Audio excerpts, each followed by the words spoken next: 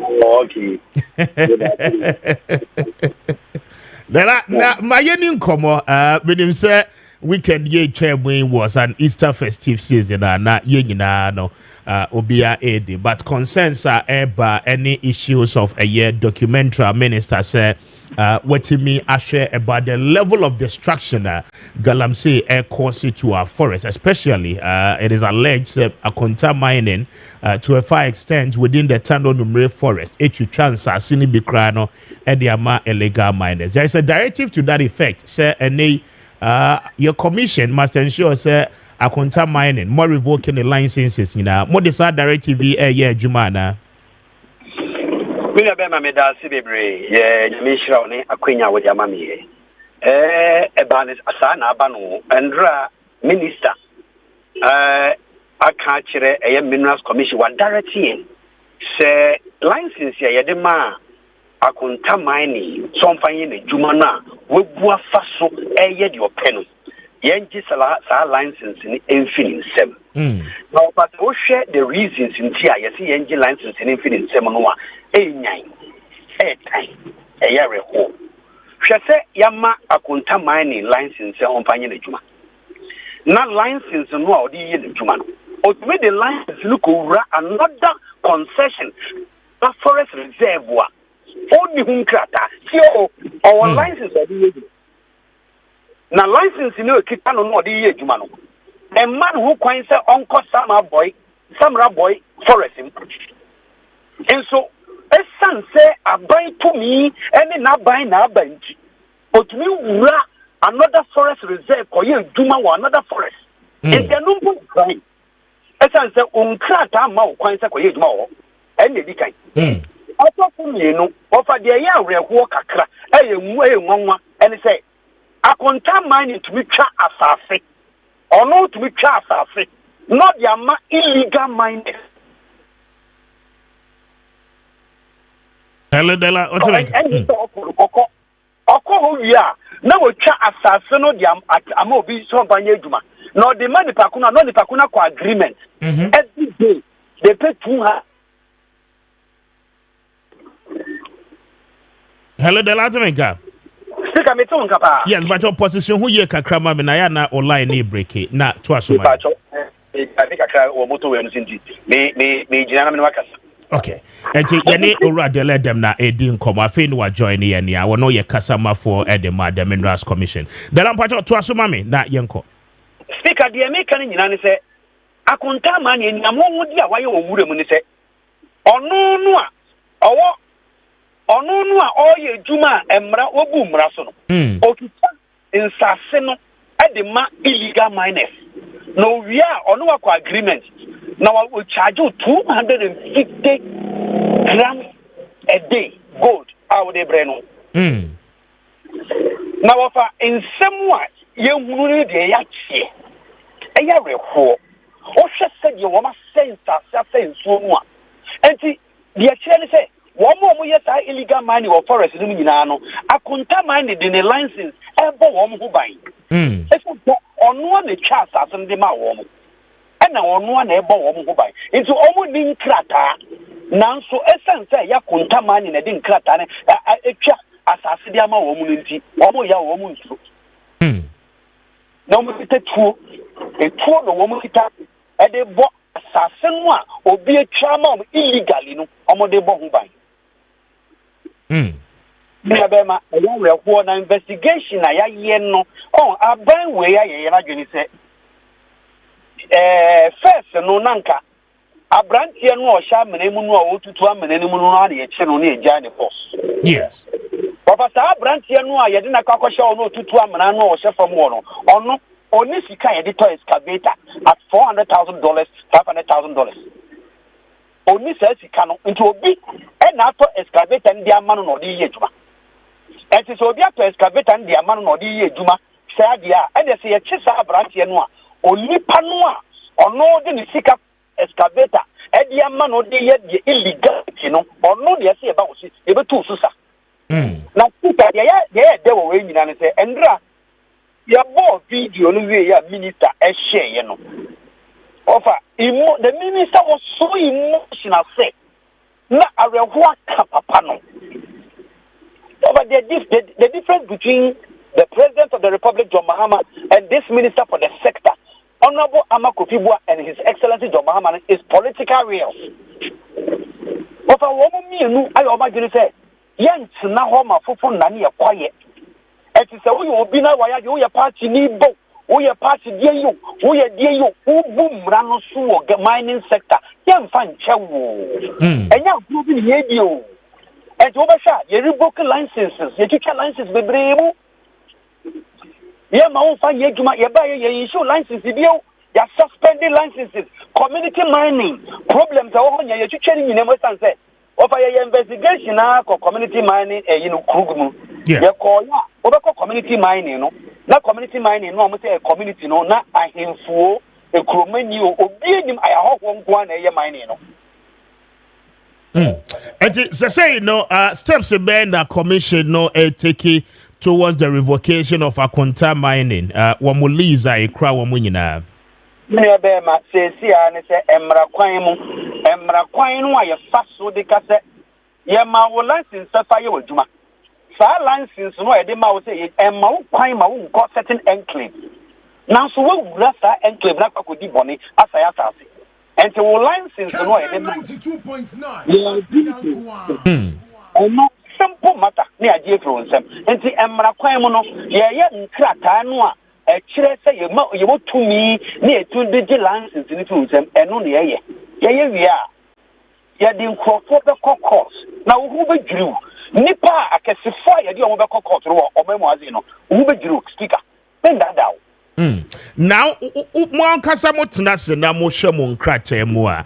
A contaminate no acra concessions are here on the mining lease, as I say, more revoke. I know, sir. Concessions are hold on to be brehonoma as a so much permit and sad on what me operate was so. But to the best of your knowledge, you know, I hear the crow must say ya mu nina wing. Me speaker, also other regions I wouldn't know. But the western region, yeah, 6. 6 sites. Now 6, no, our license back up. We should operate 6 enclaves. I see. Our license back home, but our 6 sites, I call it, of our sites, no excavators, yet the excavators back 30. Excavators, Mako 30. You don't put your end to me a move because I say, 4th one, I say you, if you mean to me, must 30 excavators, one site. Site back with the body. 30 excavators. Yet Ghana for woman in Amoy Drama Akonta money, yet she nipa 39. Yet Chinese for 3. It won't. What a nipa would say Akonta money, Mechi. Only a bro for China for a year Juma. Only China for a year Juma, so no one can go for Baba, only a more year Juma. And what a Ghana for moon away. And what assassin number 1, Mr. Shack and Mr. Henry. And what on Tamon or woman, you know, what 2 will buy. And you have a region, a contaminated site or 6. Meanwhile, our only one license for a site, one particular concession. But for 5 additional ones. Very well. Now, say, Maakye excavators, the level of destruction, akoso hono, a Kwame na commission no, faso a reclaim nsasi ya say wo.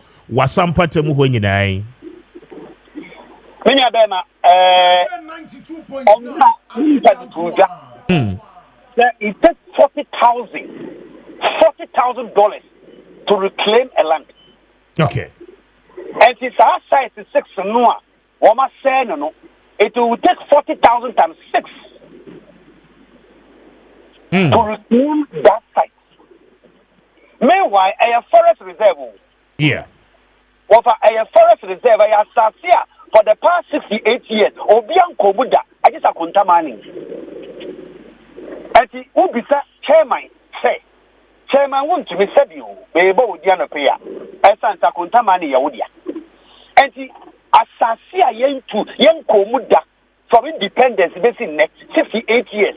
Now, Kwahu more essence, any for the penti. Who muko say asasino. And your friend was a brabe, since asasino. But the ministry will take measures to make sure that that land is reclaimed. And the strategy means to me, I will not be able to tell you the strategy, but I think that the minister has hinted, say he will adopt a strategy to make sure that that land is reclaimed. Okay. Now, you know, so say a conta mining kwana target and other mining companies woman sukra licenses and they woman for regulation no enye jumano in the coming days no you be who say woman so some level of action you take you woman so ana speaker in ya conta mining kwa fighting mining 92.9 what your brabeji license, let them rasuna you juma. Yani obieni asabo. Mine is Ghana. The last year, the whole year, yenya almost $11.6 billion from mining alone. And si want to mean kase oh idea you are shutting it down. No. But ye kase yenya responsible mining. Brabeji nkrata ma ukwaina ye juma. So kita nkrata na uye ojuma wonni hu kwan se ukoshe beebi ko ye ejuma se no license for plot A nti me cause plot B yakwa ko ye ejuma oye mpene wo enye akonta mining kwa all other mining sectors and all the mining companies wo ma je license nanso o mebu mra so na wo mo ye de wo mo panyina ye ne o mo na edi okay no mo na edi na se si ade aba ne se what for your petition, Bebre, Minister of Petition, Bebre, about Akonta mining, a bit by as far back as 2022 August. Okay. So petitions in the Koya be you come on, Penny, you come IGP, BB, civil society organizations, a petition against woman information say Akonta mining, year to more mining forest. At the time when IGP taking over the case, you know, and no, your man, Pena, Kufa, the Babu Jina, on Tika, Akonta mining, yeshi, and a say the dia. As I said, so man, Pena, bought one who buy ya, we are day. And now we look at it, Minimsena, or man, Penny, or when you see or Chidia, Cosso, and Yanni, they say, I dear no boon in you goose, and I say, and now Baba Yasam Cassi, or boon in you goose, and now we know Cassi, civil society organizations, you know, have still revoking one more advocacy, any protest and petition on the above. We should do something. No, man, minister not setting up a committee to investigate with the security forces. And on my investigation, and you go who say, I contain my license or the year in Juma. I was site A. But what I could do, I say, Baku, a new mother become a very our the Juma only license or Juma our forest reserves. Now we can write your mobile but that's the suspect be foreigners. We keep two one in the Casa on Tebro, one in the Cano, which was a Burkina Faso, so if you money or your mom in Abegua or my Juma. And Tianya conta mining Kwahu. Obia Yaba license for Juma, and I say one license now we Juma, 1 year new oh, license now we Juma, what to Ako, Obia Sas, and I say, or my Sas, Yampa, what's anybody, and then Obia, or your bonnet, dia show, my gun, very well, very well. And Mamina was a bit him say Operation Egusua Air Coso, right? Speaker, Gusu, then they are sure that by close of week, you have other reports from other sectors of the country. You have focus on also. Very well. The Mamina was here no pay na Bibi any I best about na Yeniwa Bedin Como. Why? My memoir person with Juma Woye. Before I walk FM, you know, Juma Woye, Papa. Yamin Shroud. Now, I'm on dinner for you to my pie. Said you're in the but I say, and to delay them, and meneno Eddie and Comono, one of your customer for the Minerals Commission, speaking to us on the sidelines of Operation Akoso Ewo, a year Tano Nombre Forest name, and then the directive by the Lands and Natural Resource Minister, Ura, a year Amakofibua, say, any yeah, Casa Conta mining, a Juma, why, yeah, it was Sebra boy, and in Patemono. You have no idea. That is my constituency. Now, quite sad. And Pempenswa level of destruction, no, aqua drew in that effect. But my Nkonayentie minister, Urama Kofibua, at the time, Omasa directive yenti da yemra. Some interviews conducted with a few of the residents indicate that the modus operandi of Akonta mining is to use force to enter and destroy even the farmlands and produce of poor farmers in the area. Armed with this intelligence, on the eve of Good Friday, 17th of April, an intelligence-led operation by the Ghana Police Force and the Forestry Commission led to the raid of 6 illegal mining sites linked to Akonta mining. This operation is still ongoing because the officers are still conducting operations, and that operation will continue in the coming weeks. The operation in compartment 19, which began at 5 a.m. on that day, lasted for a whopping 12 hours. And the last 3 days has also continued. So far, 51 arrests have been made, 8 Chinese national, 39 Ghanaian, and 4 women. So far, we have seized about 30 excavators. 5 have been required impounded at the operation base. 2 pump action guns loaded with 5 and 2 rounds of BP cartridges each. 1 single barrel gun retrieved. We have confiscated 2 Toyota Hilux pickups, 1 Toyota RAV4, 4 motorbikes, and a cache of mining equipment. All suspects have been transported to Accra and in the custody of the Ghana Police Service pending prosecution. In light of the overwhelming evidence, I have authorized the Minerals Commission to immediately take steps to revoke the lease of Akonta mining with immediate effect. I've directed the Forestry Commission officials connected to these illegalities be immediately interdicted pending further investigations and prosecution. Security agencies have been notified to investigate security officers who have had dealings with Akonta mining in this particular forest reserve. And that is the Lands and Natural Resource Minister, Ora Ibanwo Amako Febua, speaking to the press.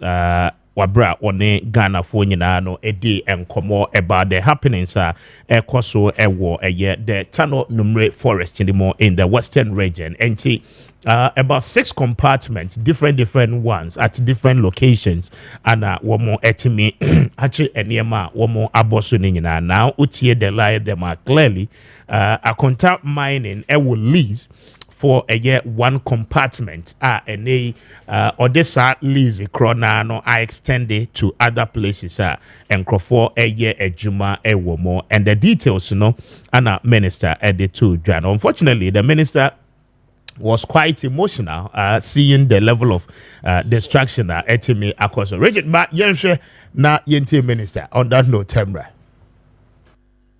Kessben 92.9 Asidan Kwahu. After the operations, I watched that video, and every time I watch it, I get emotional because I cannot believe that we have Ghanaian citizens that will decide that this is how they are going to make money. And I believe every Ghanaian should be emotional as I am. I was trying to avoid it. But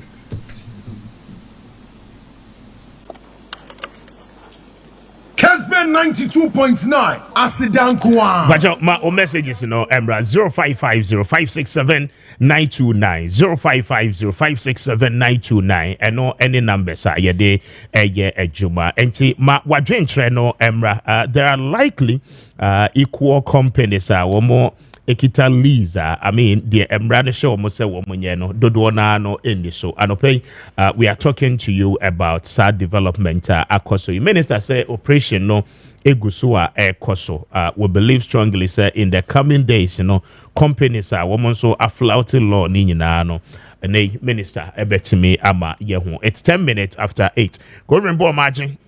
Yeah, Kwame Josu. Now, empom to say. Nyame adomara Kwame.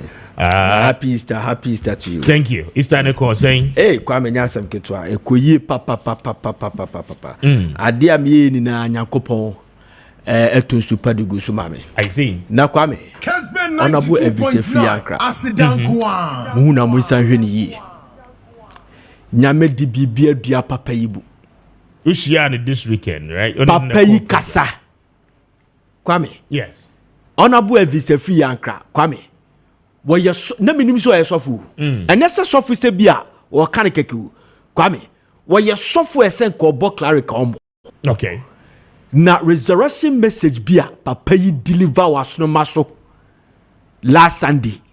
Oh my goodness. Honorable Ebisefi Ankra. Very powerful, Kwame. Very, very powerful. Na nyame nwanwa so na Archbishop Duncan Williams na Kessben 92.9 na nyame nwanwa Nyankopon ka no ho wa ya de papa any all the speakers ye komra ye ba speakers obo ba ni na no Kwame ye beto obo ase acknowledge omo ye komra mame nko ahoma so na mene the police director in charge of public affairs ACP Akrofiansa eni enkomo ACP adope wetem nka or salute. Good morning, William. Oh, correct. Na empombo ko there. Erande adum bibia yeboko. Okay. Yes, we had say anope say waji so. Now the kind we are told say by operations are happening in the western region about the Akonta mines, any issues no more making some level of arrest. Again, we are also told say police administration in that areas more making reshuffle in terms of commanders war mining enclaves ni nyina say na nkomo yi city airport. So we amenda was biom na yama we na achi. Inspector General of Police go to say hene IGP Mr. Christian Tete Yohunu.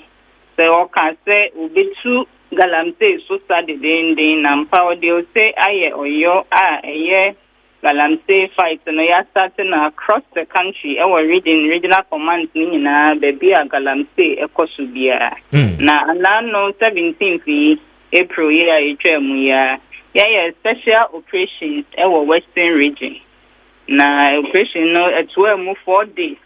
Kessben 92.9 Tano River Samra boy areas ni munko. Emma Tano River nanoko aboy Subri Forest and Nimiri Forest so ekam. Na operation ni muno yechi nipa eduanai ensun 47. Over the 4-day period no. Na sa nipa yechi omu emu eduasa enkron Ghana for and I'm the string Chinese for.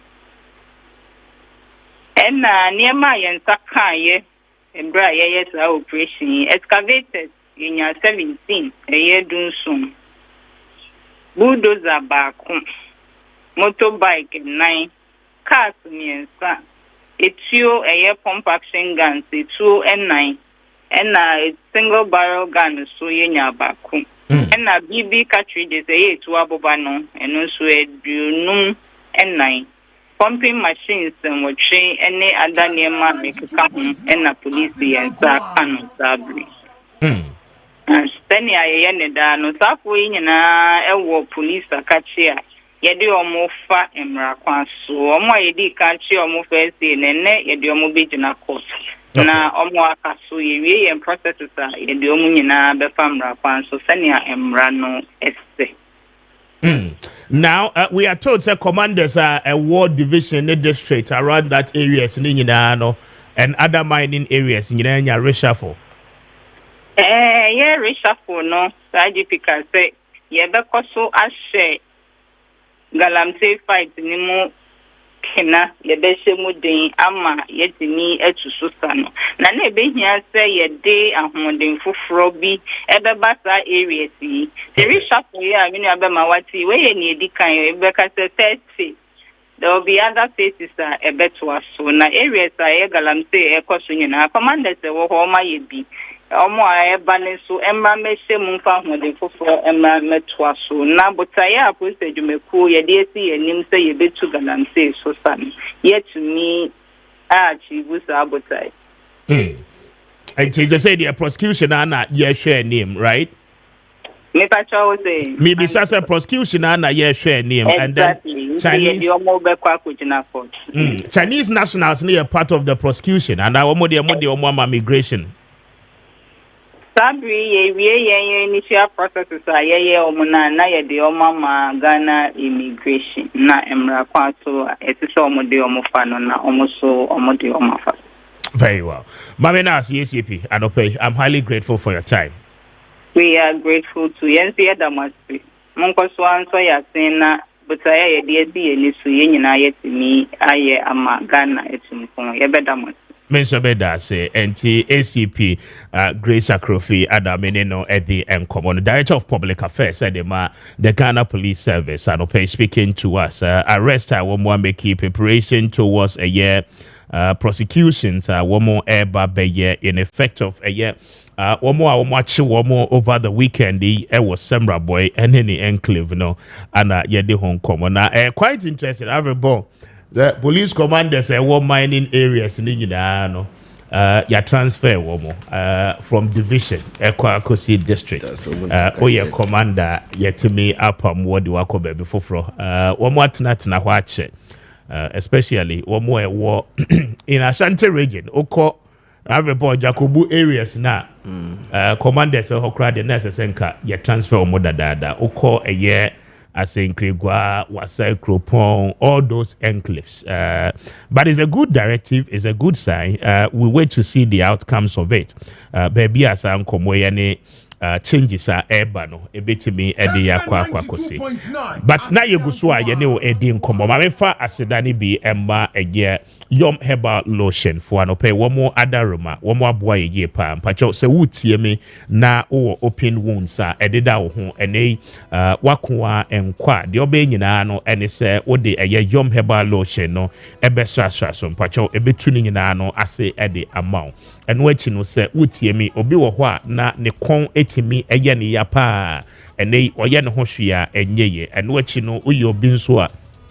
Waposo ayande yo ya okwa juma so eba unya de friend general body pain so honam nyina no eye wo ya afedru ba bia na arthritis ha wadwen migraine utifa etimi eye wo ya pa wo ye ho hwea enyeye anopei ode eye yom herbal lotion ana ebestra ni nyina no eso ebetu ni nyina no ase ede amount na etimi aboa oye mpacho herbal shops ni nyina eton bi pharmacies ni nyina no eton bi na Deals Generation Enterprise for that Roma ana akofa yom herbal lotion no ede abadwamai so enti anopei se open the dodo mwatu a mawonsa enka bi na ebeboa oye omo numbers no eye 0244 730 295 0244 730 295 and after 0302 945 146 na one a year yom herbal lotion in the encomo.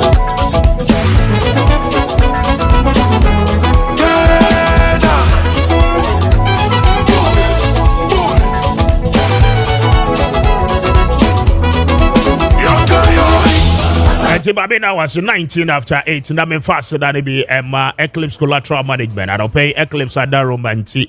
Mpacho ene oye Japadi ra we Japadi en krata no Eclipse de be ye juma ama mfaso dodo na no abaso ede amount. I don't pay Mpacho e Japadi en krata bia wa ye ene odi ahye wo mpaase no fabra na wo mfanye juma amount. Eno echi no utie me Mpacho oye businessman, businesswoman say open loan ede ahye wa juma ni mu a akwanya no enie Eclipse sebra obeboa obe assist with collateral na afi collateral no ekra oko commercial bank bia ana o bank a oni omodi djuma no a ene o apply a wo mo betimi ahwe akọwomboa esanse collateral no a eya dansedie no mpacho emodru se ebetimi aboa woye anope Eclipse adaroma ana wo mo de sanhye nyina no ede agu akwemo ede amount se de be ya businessman onso obenya sika ede ahye wadwuma mpacho anope ko Adenta Barrier wo mo Ebembed Moses Hospital no fra wo mo on 0543 832466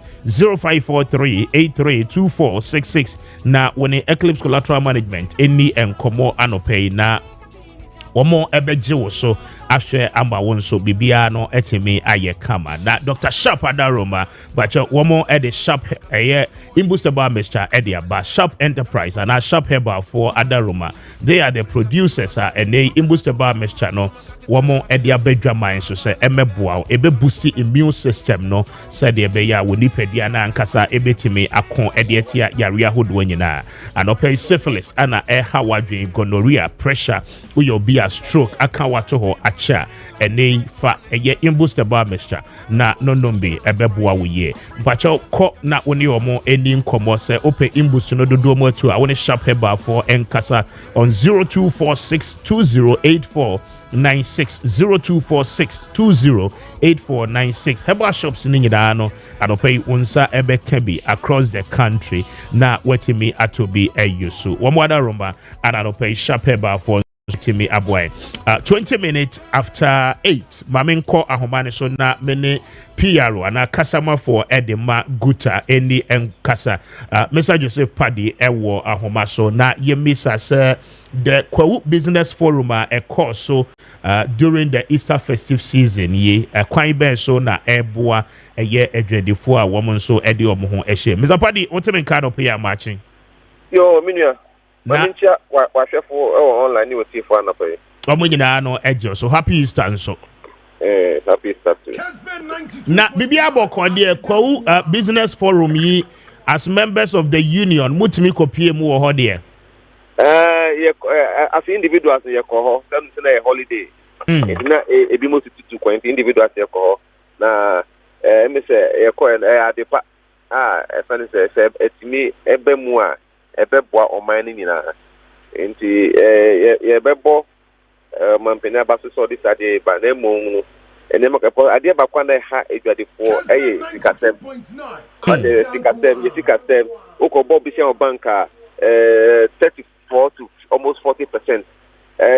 Sasika ukobo bi se na ya ade tia na epente izuno asate e calculate meanwhile so koye production and machinery obeto obeka machines ebe hihye no na ebi ka bosu mienza kwa etu meanwhile no because so bisa na koboy na ye di hunsi unu ewo ena apensi unu no na dos do ntema de bia ma for say na yenye production the cost of production no ewo so uka wonyina boma in some company say or the tikebi to be ba cheaper credit to borrow for business adepa say nyina ye di tu na ade ba ko so kan say sisia no aban no ebe yin we to domestic borrowing but it tempi you know and commercial banks no omo prefer some the bishop bank Ghana mine chain the private sector or of honey safe haven for them what is here okay it's aban say obe yin we you na say private sector no you say cheaper credit commercial banks na the part say ituma ebeboa on mining na na ushe banks ahodo a omampenye under the auspices of the chief of staff womutimi edi womo ebegu ho banks no are accepted to the fact say and the borrowing rate no as I say timi eba form said the beya mojisika da mo nso mobetimi atua wabra mo ho ehenha mo now at the end of the day no banks no etimi ma the opportunity say womo be signing on some of these businesses are a here capital to inject into omo businesses are omo ya na o mampeni aka aban no aka ya fe ehihye ka ho no na efi ehwe nim sisi ya no o the mpempi no na commercial banks no almost what the time say they are also into business and they also first can amount had a rate of 10% on so onya faso bia nti aban ni collab enim ekwan aban befa so o answer that to adwemu there e be ekwan a obefa so a obemesa cheaper credit no because commercial banks ni there mpempi no almost yakwa almost we are in business and every businessman be open for so nti na moreover so no Bank of Ghana a policy rate and 28%. Obi and the policy rate nam 28%. Commercial banks move more by 10%. Okay. Already Bank of Ghana am on the policy rate. That's the benchmark 28%. Answer in the margin. It's in the idea a coin person a buying befa or be a special bank be ama sa edumedina na ye kwa ebina rate of maybe 10%. I have manufacturing, I have production, I can raw materials, I have production there. Adepa. Now ade bakuso ye hwe nim say apart from that no a coin person a buying befa so a stabilize your seed no against the major currencies no. And I just a higher gain will be the number because raw materials be below against zero rated, but your duty also. Now cumulatively duty component also is about 55%. And because Ukraine may bear 100,000 and now duty bear 55,000. Obviously, be affecting a production line. Be affecting man na old tono. And then yes, to be must say, and man na person you produce wahano, and yet only for internal consumption. We also look at external. You be aquaman on the best. You need money be aquaman on the enya forest aba, enya forest is aba. Now, Ukraine, who the name aquaman on the na unya competitive against other producers outside there. And so have in the idea a point person ever far. Yes, we are competitive to our major competitors. And you say a point person ever pass. I never know ye wahana. You between the aquaman on the aquaton in your forest abakrumha. It is in the idea, a saying in a year, a buying our super obeti by name or a dream part out the idea we are, but the point pen the password, the best ama furniture edimu. Now, the Bakusa mechanics and you know, I buy because you need national policy, no, a national agenda, no. In paper, you know, the political agenda in the bar, and not buy into it, a problem. This is a acquire political color crowded. Now, because, for example, this is one party, I buy the Banaka Hadifa. So, you do baby, you say, party to face to Fana or move a womb. That the money in the idea is easy to what, we did say a beboa or mine. My national agenda, or mining in a so many and 2 pounds. Nafi, you say, you a good deal. Because to be sincere with me, cost of production kuma extremely high. Okay, and say, ultimately about production without talking about factors of production. Factors of production to capital account, utilities count. Now say utility, you have to call 14 point, electricity 14.2 something. Water 4 point something. Okabuma 18. What is it? It is a person production. Now or raw material about production. Now say utility level. Was to say and say idea. And then idea is buying. So be a person come manufacturing and not production and not person or be a quite ben of cheaper power. Iron production. Because in paper, you know, say a Ghana for the Mukanya Mando or be a new person Kanyamo. Nemo, and Yama Bedoha, a Kutia production, Obu say, Yantimin, animal, and Yama no Bay or Hakrano, Obi Krasamanoni, extra duty, ABBR, Silano, air for 10, near Yahoo, the same item, no air because of cost of production now, or no air utility, air Cutiano, water, air Cutiano, electricity Cutiano, interest rate, air Cutiano, exchange rate, air Cutiano, because raw material on the banner or the dollar exchange rate, air Cutiano. Any idea, you say, and one leg, and you might be brain, it's a buyer of a cheaper creditor. Apart from that, no, are you going to give us cheaper light to work with us manufacturers or producers? And apart from that, no, exchange rate, Obama, I stable a Mayana, am I one here? Businessman be a new opinion projection. Because in paper, you know, say their speculation. Hey, dollar or check cost through, and never for more, or check cost through. But to me, as a businessman, meaning say dollar make my projection say busi means yeah dollar against it in a very stable. I mean another me have who say me join black market consistent dollar to oh in the paper and also the pressure to your forest so see any man be why say I buy yes you need to go and say product or the be muna etumpo. Yes, but two things relatively no Osha first quarter of 2025 yeah Yebeka say dollar no I mean a stable kakra fluctuating between 15 Ghana cedis and 16 cedis and sheda entra emro a year the 16 cedis again utie omampenyin address or my year ewo forum nasia clearly there is an indication say or no dear ninsusu yemono yadia or build the idea to for the next generation of Ghanaian businessmen even to the extent say all fresh aban bi a ebeba after so no na ban atwam no esese ye hwese ye betimi atoa sa forum no so the bipartisan nature of the course Kwahu over the weekend, minority leader by majority leader by obiano ebe kasaye. Is that not the right way to go? Mean your South African say echo. South African by Impempin and yes sanet here. Impempin and yes sanet but no can South African can say econo. Say any party colors in film, not bipartisan in film. Na yeni na for what I say your baby say Maslock, your baby to say almost all GEA. But now Koshema now acquire party faithfuls, party colors. Into Impempino and a master product no me anymore. Into the New kind of the part and the kind say apart from a any particular and into any national issue any na yedi beye ejuma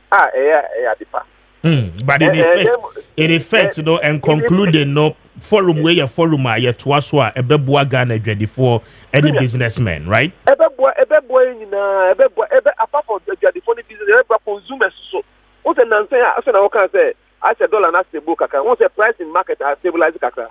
Compared to certain time and number of you idea uko bisaya no yes 2 cities so me try bosome so na etia me car na koto bosome so etia akoko do yes 4 cities now atata say you know budget now what's up film for me kopla kaka be kan ho unya buy ya be 4 cities do yes 6 cities na e man into consumer no ukura ultimate first budget e ma ho contain their price fluctuation but with this stable stability ehunanse what a price of goods and service I stable kakra oku then mo ade bakwa ha the force interest rate no okan watem no this interest rate na almost 30 to 40% million it is okotonia ma that rate obviously we do magic kan wa also na almost about 60% too it is most na man bo and the day into yen hwem say it is apart from announcing it there be na yada to kwama yedi betu jumedi. Very well. Mame enna wasem sapadi bibia ni ebese di nkomo biem. Very well. Enti Oruapadi a spokesperson Edema Guta. But let me get on to the other line and speak with Professor John Gachi. He's the Dean of the Business School for University of Cape Coast. Prof, if you can hear me, good morning and thanks so much for holding on for us. Good morning. Thank you for having me.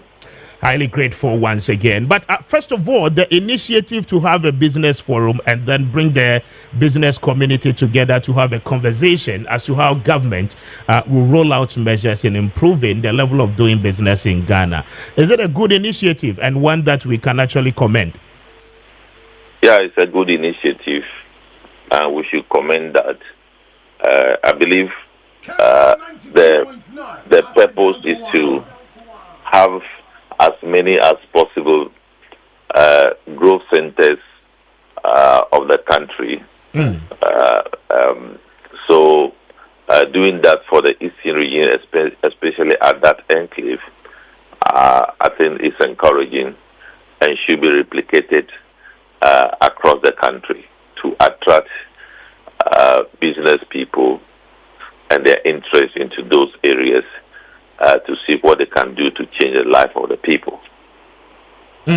Now, upon the president's address, he gives an indication that, this is something that he anticipates that will continue on even after his regime. Now, the concerns are that we should bring together commercial banks to look at the challenges that businesses are facing and then to see the possible solutions we can profess for some of these things to happen. Now, the concerns again has to do with the level of credit and then the level of interest businesses are supposed to pay at the time of seeking financial support or assistance. Will this particular forum, as we saw over the weekend, be able to achieve that purpose where, cost of doing business will actually come down to the minimal levels? Well, I think we wish the cost of borrowing is downward. It's not a challenge to businesses. However, we cannot say that this challenge is new to the commercial banks in the country. They are aware of this difficulty and they are still supporting businesses to give them credit to do their work. So the encouragement is to let commercial banks to become closer to the peculiar business interest cases for specific enclaves. And I believe before the forum, we had a situation where the chief of staff invited all the commercial banks, and then I believe sold some ideas to them how they can help in achieving what I've articulated earlier on. So, given that the cost of borrowing is high, we need to work assiduously to reduce the cost of borrowing. But even now, commercial banks will find a way of financing new areas of interest for business people. I believe that is the idea. Now, clearly, I just spoke with the representative of Guta. Now, he raises the concern that, on the other hand, I mean, government is promising some level of relief for them, but the Bank of Ghana, who is the policy implementer, is actually giving a high level of rate in terms of policy. And so, how would the commercial banks be able to come down to that level where, I mean, they can substantially offer some level of support at the minimal levels that we all require? Definitely, there have to be some measures coming from the central bank in terms of its monetary policy. Well, I do not think that is the case. I believe we all don't like a high level of inflation. So central bank is only managing to ensure that inflation goes down by putting in measures. So the idea is that the monetary policy rate is not determined by high level discretion. Is determined by watching indicators in the economy and how to react to those indicators to help the economy. So I believe we also need to appreciate that. The good news is that some tone have been set to see a better environment for businesses, and that I believe in no time will result into some level of reduction in policy rate and, for that matter, interest rate for business people. So we do agree that the environment has a high lending rate, but the Bank of Ghana's activities and the Ministry of Finance activities is to ensure that we satisfy the interests of businesses, as the earlier speaker indicated. Very well. But all put together, I mean, this is something that we can commend, just as you stated earlier on, and must be replicated across the country. In doing so, just to create a very competitive environment for our business community, I presume. Exactly so. Very well.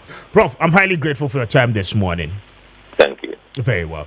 And Professor John Gachi and Menino Eddie and Komono, ono ye Dean of the Business School at the University of Cape Coast. Now, Mamin fast sedani be Amalina Children's Haven. I don't pay one more Adaruma, one more Abwaye Yepa. Amalina said, Mini winning Komo, Namin Kancho, and they your bam pacho.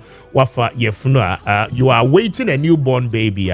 Oshe ni se obetimi abba. Anope ne honi ema nyina mpacho Amalina for ana eton papa no ebano mother care product ahodo a yeto edisiesi mbofra ho mpacho ni nyina no papa no ewo Amalina for aso ye bano ntare enku diapers ahodo cars mbofra cars womo etinemu edidi agro toys ahodo ni nyina no mpacho Amalina for eton bi afi afei wan kasa maame no nso woniema a wode be yo ho nyinaa entire papa ye maternity cloth ana GS ebetimi cover ho ma wo entimi enko mu unku a wo be yusu ene niema a wode be siesie ho nyinaa no mpacho Amalina for eton bi eba no eye crips anase trawlers ampacho ni nyinaa no wo mo ewo bi car seat ahodo a obeto ediama abofra ni nyinaa no anopei Amalina for ewo bi ewo mo aso ye bra na oni omo emedi nkomo na wo mo ebeboa wiye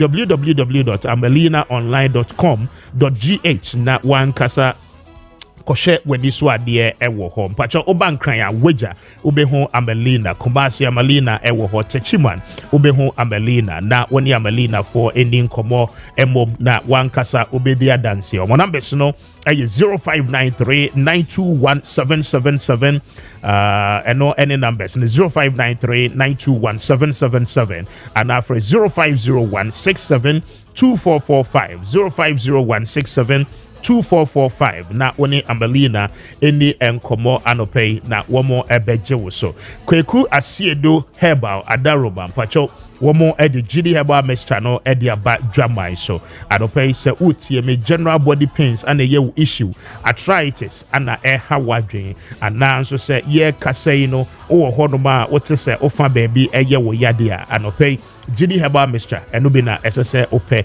na wotumi eno nombe eba no eye the other issues of menstrual cramps mpacho oyoba menstrual irregularities ana hawadwen ana oyoba oyebema mpacho stomach pains papa ana etete wodia ene osa no ebeko esanse yenya nanuye enti anopema inkonimdie heba mextra no ebi emewo baby a wo bia na ebeboa ama stomach pains no hawadwen atena wo so ache no nyina no ase ebetu anopei bacho se wotie mi abeko wedam pharmacy ewo Ashaiman Ecos pharmacy ewo Ashaiman afi ukọ eye Okanshi drug lane na mpacho obehu eye Repass Ventures Hello Herbal and afi Angel Herbal wo nyina no ewo Okanshi Madina enso obehu wo mo ewo ho suhumbeko Tony K and afi Kaswa obeko eye House of Drugs na wetimi enye bi ewo ho ato fre eye Kweku Asiedo on 0558639865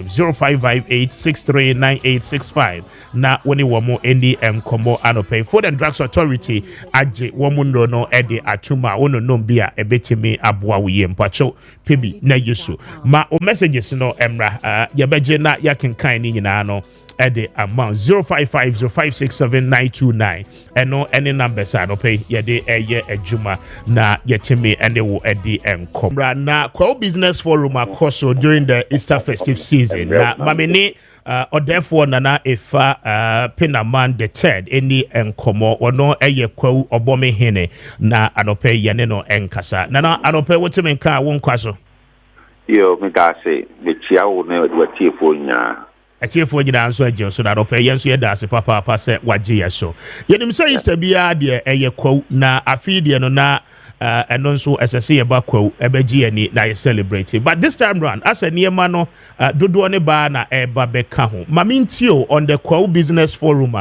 ɛkɔ so Easter break na afi nsunsuanso a ɛde abrɛ Kwahu man ɛne ɔbɔme man nyinaa no mamintio ɛwɔ ho yo me da say there was on say a initiative here last year current chief of staff and introduce here basically business men na dawson yadumana is business do na entrepreneurs into na right forum says create camp business people na boom. Then now you check which I expand your businesses. It's the first edition about last year. Yeah, a year President Mahama and Chief of Staff Julius Debra. It shares our initiative now. Normal year na ababa say see a twice at the near share entrepreneurs never brainstorm. Na kwanya umbefa so ma more businesses no I expanded. Number one, through finances, not through other contacts relationships I won't build the amount businesses are tribal and Ghana attract Ghana mania. So that was the initiative. It is also share, but every year, program initiatives never cost. Now yes, so you have to build the businesses locally. Now yes, so you are self-sufficient. Ghana liquid na we no idea na nanoma trankonwa ni je ho ana. Oh yes, you need je ho sabe ye nyina dodo na ye entrepreneurs yes so you strive for business na. Yes, so ebeboa ama ye nya links for financing and na pay so the nearma share shortcoming of various businesses so yet me discuss it. And yes so ya say banks ne support you yes so ya said say addition say bank support you on dia tuawoka na dodo no so what me benefit. So it's an initiative I interested.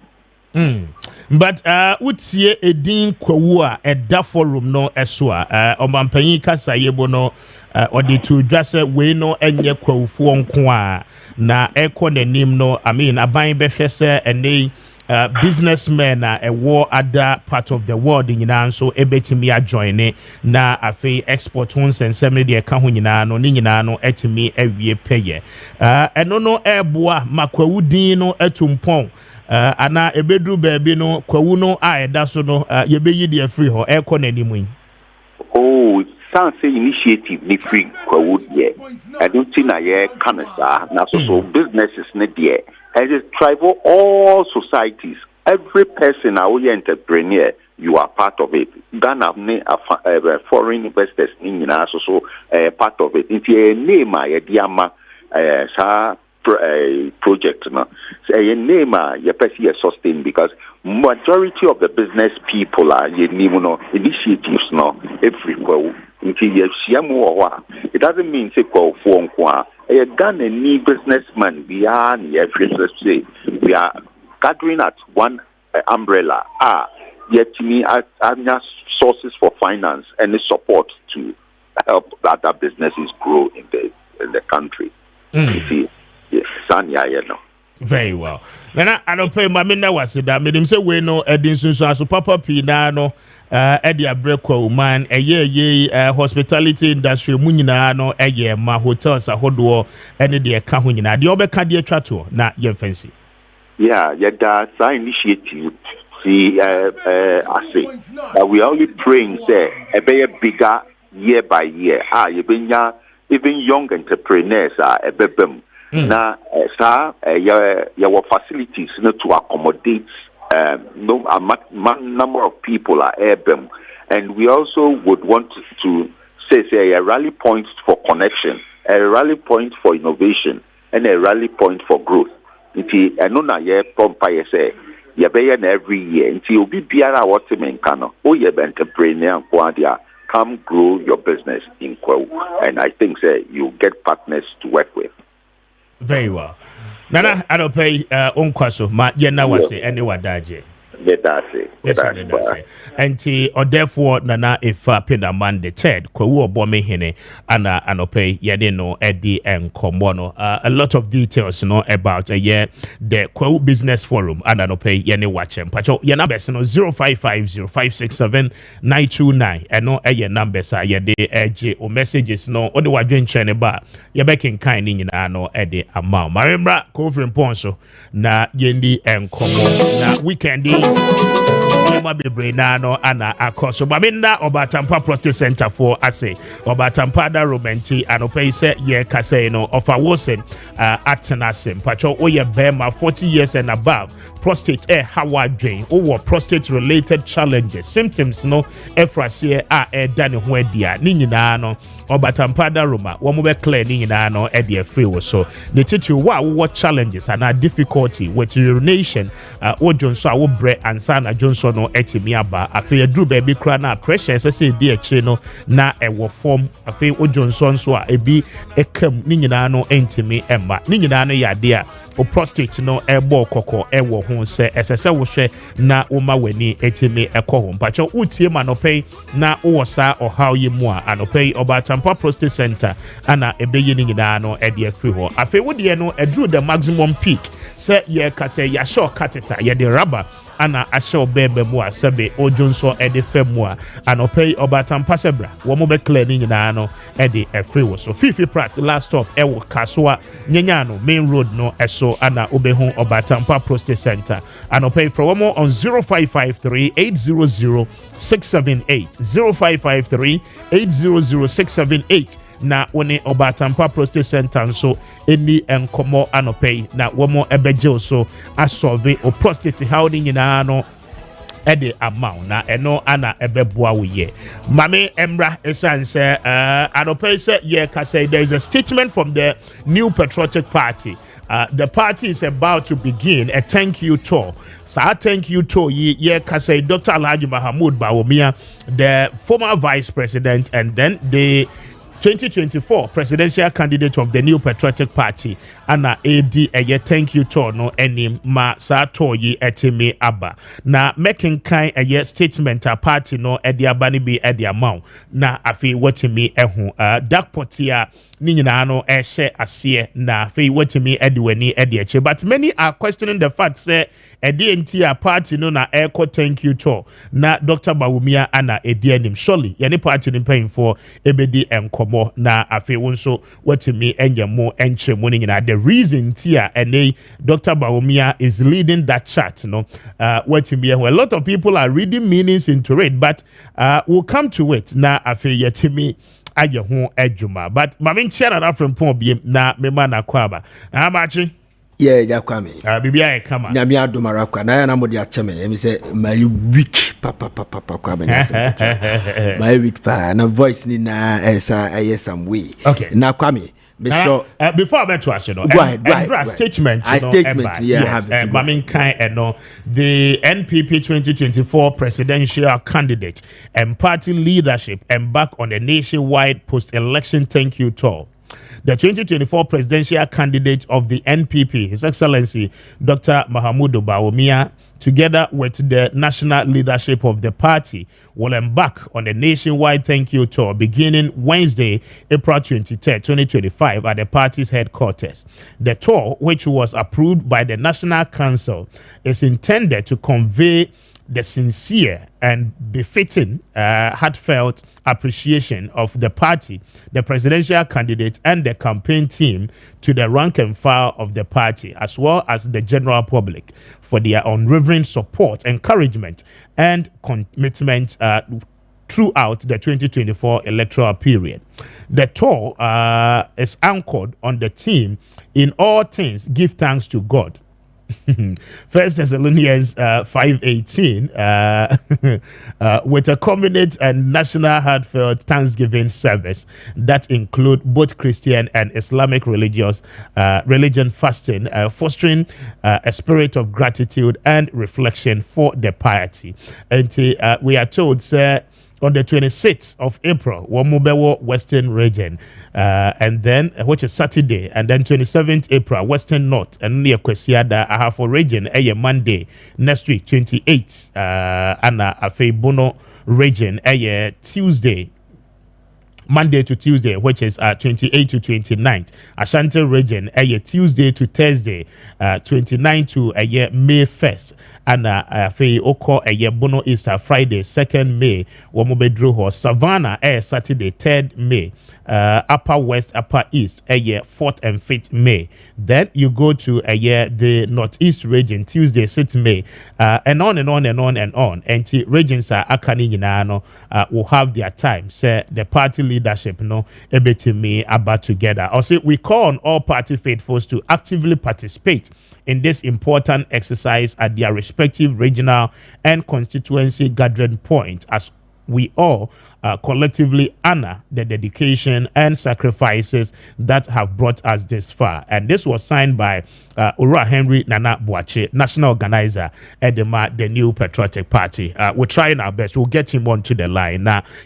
At the way home and come. The major question Ubia Ebisano has to do with Dr. Bawumia and why Dr. Bawumia championing, because Utie letter no heading the NPP 2024 presidential candidate and the party leadership and back on a nationwide post-election thank you talk. Very well. Yeah, Kwame. Yes, go for Paul. Kwahu business, Kwame person could be power. Forum, no? Forum, yes. And I'm person could be. Now, Kwame, Mr. Now, the we see now, Ben, we see our more frame. I don't know how much we invite because it may be Ben Kasimbi. May sure pass President Mahama Behiano. NDC government is taking something out of the energy sector. Okay. Which a bema or miniska because Mrs. and they are taking it out, which and confer subscriber legally they pay money for it, and they are buying want to cancel it because you should the politics. And the Ben was saying that it will be a disaster. Is it a guy is brainier to the extent say Kwame? Normally be saying you inviting young guys then come be Kwame. Nana, Nana be any Mkomo Emra, national organizer at the New Patriotic Party, lawyer Henry Nana Boakye. Council Maakye no pay. Mr. Speaker, Yozo. Happy Easter, so now Mpombo Kode. Nyamia Daroma say Yakwaba Nyamia Hema Yewenti Indian Asidam Kwa. Now afi as usual of you men who work organize work we didn't see. The tennis say any party penny for Edinko. Okay. Sir, Brenham from January up to now, no, we've not had any major party activity because of the Maakye report anymore. No. Thank you to you, Krasi. No, na ya dia ya sheshe data, but ya kase debi. Yenhwe se ne be ya dwumadi bia ne conflict no munyo mujuma. So party penny for years. I feel the end because of times are now you will Maakye report me by time of the buyers so any Easter no akwa kushia dada. And nyame yaduma I fear your baby room no ni afie this one there. Nyame edi yam kwambeche nyame dia ho ne be my yes I a bit mu den so pa.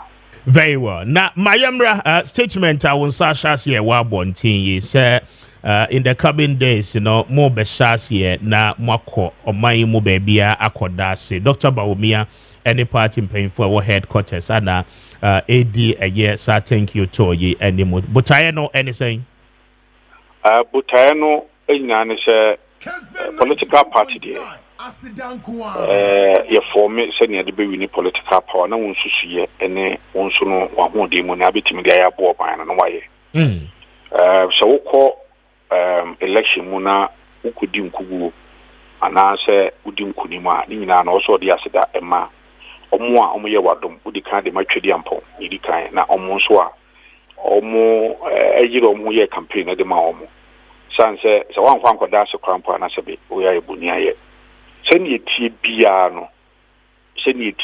no party for Ghana for a be adwuma sene be yanka party be di nkuni so amanesa it will first Thessalonians chapter 5 verse 18 na eno ne franka ya somo ye di tu thank you toy Bible say adi nyina mu ne yemfa aseda manyame say koyi nkugu yemfa aseda manyame koyi nkuni mu a e di aseda be manyame. I don't think I see you, my dear. Nyame adu mochina. And yes, I say from the party head office.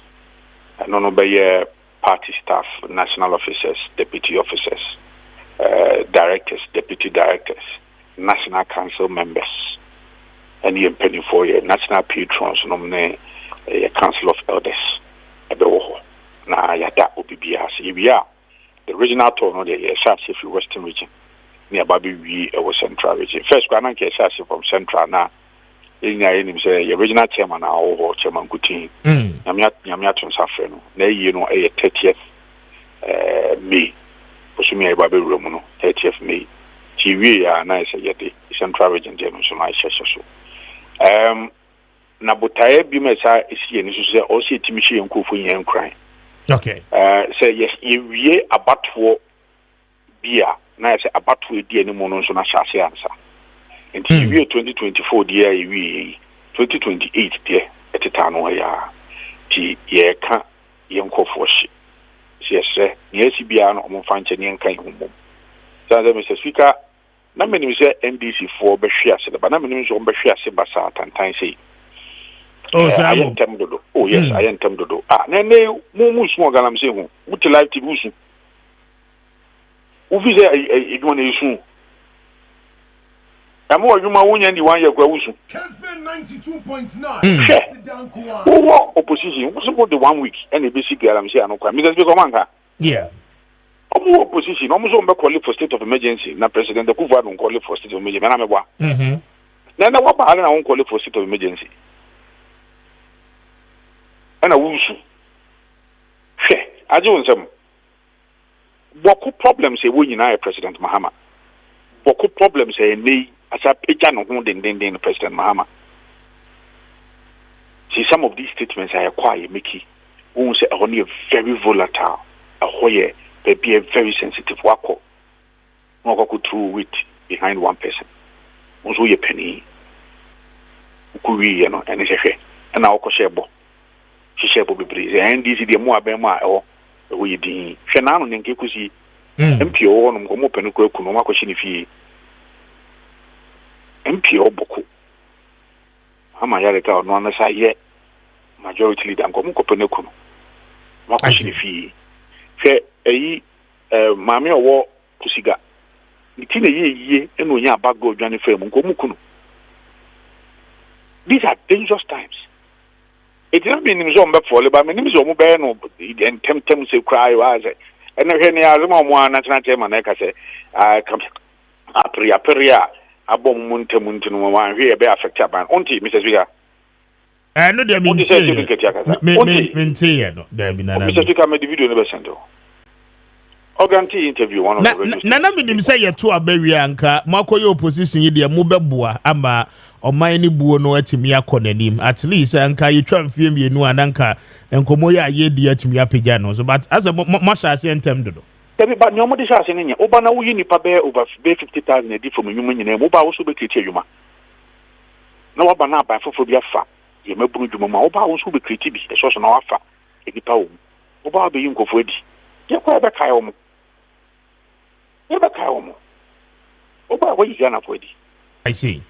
Nana be danko for the car cocoa price or the 3,000. O see sha wo buye. Timuba mo de be 7,000. And mo de car ta ba bon tin say 7,000 o kwa munti me mo ye sorry na. Afinya de ambetimi atumudi ntumu bia beba. Now wo ka some de 24-hour economy beba. 24-hour economy. In fact, budget mo de call parliament. Enya even an expression keke. Ya mo hu di ya mo hu wa. Wow, so we promised 20. We didn't for 24 you can check on a bit. Kona bako kwa yamfa wi ansha wono. Enyina munkane anya me yadoma bosumi bebrem ye bepeja. Nsuo eba bepeja. Dumso kokuma so kwa ne hwenkra man tamu a won na esu. Dumso. Now yenim say I mean turn dey ebeba so said dey mo ahyehye do na ede entia Akoban said Dr. Baumia and the DNA in Crawford raising concerns about the fact that we need agenda be to put Dr. Baumia ahead. There be not at all. Okay? Your official statement, I'm missing the amount. Okay. We have officially invited all past presidential aspirants. In fact, discussion we are having a very thorough discussion on National Council with the Sakata and the Besento. Okay. Look, you are Muhammadu Baumia. On na a year 2024 presidential candidate. On the DNA mum your con a corner. And in fact, Sato will cry Nanka Abadada. And a party penny for Cassidy beyond your commission, Professor Michael Cree, on also a conation white talk. Into any papa say Okotorna. Another talk for you, so thank you to as Anamu Debbie. team winning na party na Indian mo na presidential candidate. So Kodasi. I was on a party's ticket. But that is what people should know. I thought that I mean read some of these meanings into it. Yeah, I don't think I hear bisa for clarity. Yes, I made the pass on the ban. So what we did at National Council, so into that, send a letter, so you can also read it out to people. We have officially written to all the presidential aspirants. Yes, we were united force. No, but clearly, you run another bank of government for Bianco, actually. Imprensa or call our call. Thank you, Tony. He went as a presidential candidate on a Akoto. The that is why we have officially written to all of them, and I'll send you a copy of that letter. Okay. I mean, we'll be given the chance on Zubekasa will be big. Oh, of course. Of course. Why not? Very well.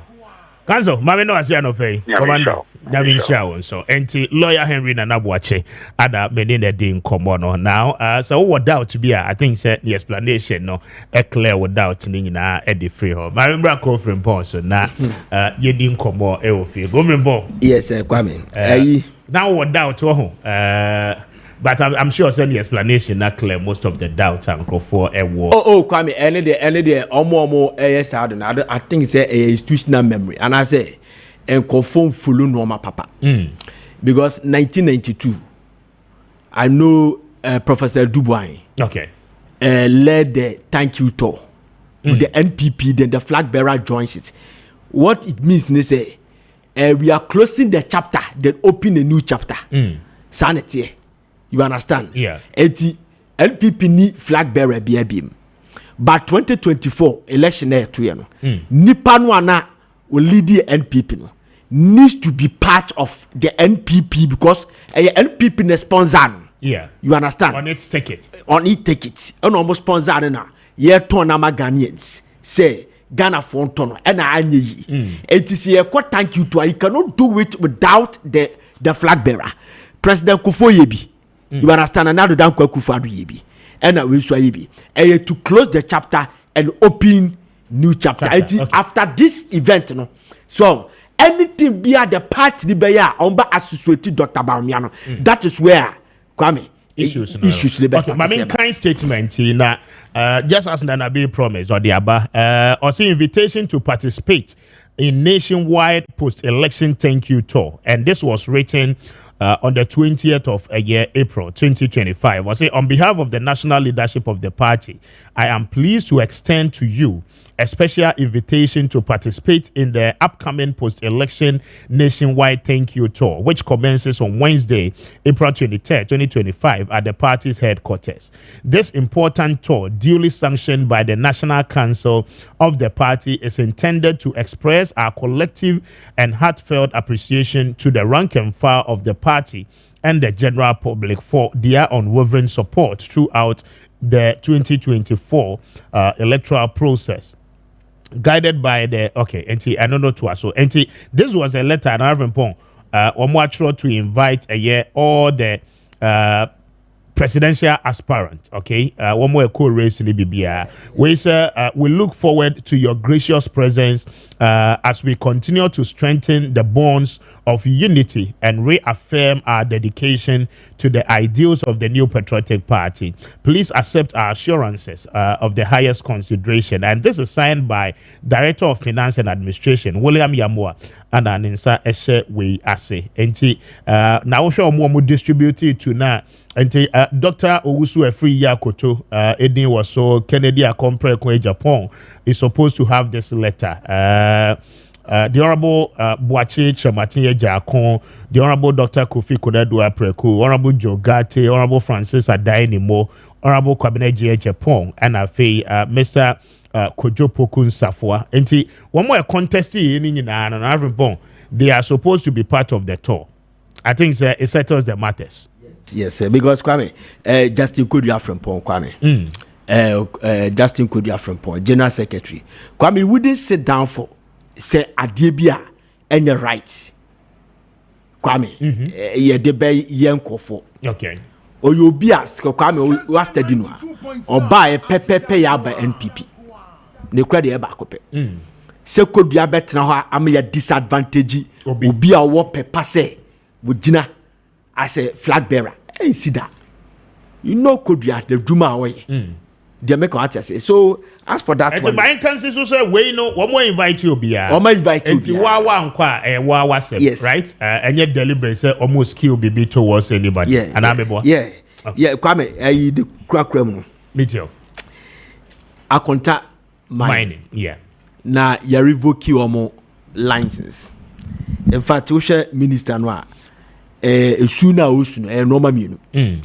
It is either say odintini gum a crocodile tears to justify say wa revoke our license no. Okay. Say a super pana ura amabu esu ade chese Ghana dana koma so Kwame.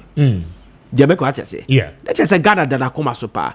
Makasa papa dachi obedi president. Obedi president. Makaka kaka. Da kwa biti. Bitio. Emre bi chema wuntumi. Say akonta mines ne dia beboa. Yeah. Okay. Chema wuntumi eko yanka se bra padini. Kwamu ni dehye. Ora Polad Motre the program so. Then you made us to understand say 2014 and 15. Yeah. Ura Inusa Fuseni, lawyer Inusa Fuseni. That town na minister for lands and natural resources. Efre no catch and say, "Masa, yes we ya galamsey." And was menya galamsey. And ura Inusa Fuseni catch and say, "Ya digyo. Ya ko check baby a we aduma no. We ya galamsey." And I want to me say menya galamsey. So right news of Fuseni, a more revoke Chama wound to me the license. Just my making you. Me too. And no rat Chama wound to me. Establish the documents na chese or ye legal small scale mining. Okay. What did become Mr. Kwaku? And what did be Mr. Kwasi Pratt? Crusading Guide and Inside Newspaper respectively. Chief editors. Or did become on say Omon kana 70 be mano if you say one year legal mining, 1 year galamsey. Then some of us we joined the crusade and said that the NDC for the year ura chema wuntu me no. And yet the minister no the year chema wuntu me and yet till you. Yes. Say omo the year no Kwame and yet. Especially where chema wuntu me ka say right nu sufficient in the president Mahama friend catch and say on be joining NDC. It was one joining NDC. So he thought sad year no no a political witch hunting. Kwame tell you. Say no cre, say no cre. And here chamba won't me na kasa the no mwasem. Na NPP came to power. Nasi who say akonta mining adwuma. It means say ya evoke ya back evoke their licenses back beboa. Ya sa dia mom. Yes, and ya omo ye adwuma. Okay. Now Chama won to me no a o table document say we legal mining. Yeah. Today he been accused say we galamsey. Kwame. Nana. Chama won to me been accused say we galamsey. And he needs to fight back. Because one fight back Kwame where you damning. Mama try to quote you damning. Where you tell you guide newspaper. Me too. We will be able to say a pro new patriotic party or newspaper. Okay. LPP party and the reporters are the way. And I know at the quality America side we say, minim senior say NPP who could dead a I know how they do their reports. Ever. Now committee. I must say, per the investigation, the minister investigation, any team, any police, HSA. Or see the investigation further revealed that Akonta Mining had been selling access to these reserves to illegal miners for as much as 300,000 per concession. In the return, some of these miners allegedly paid weekly royalties in gold up to 250 grams to the company. Tell you, it just say, akonta mining no, land no okuta na operate legally no.